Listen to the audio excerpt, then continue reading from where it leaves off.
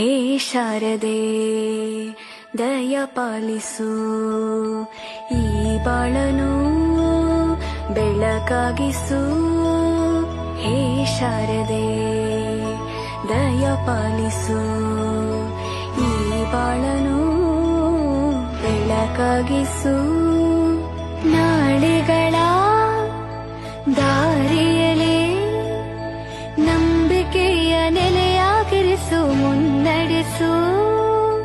ಕೈ ಹಿಡಿದು ನಾವಾಡೋ ಪದ ಪದದಲ್ಲೂ ಸಂಚರಿಸು.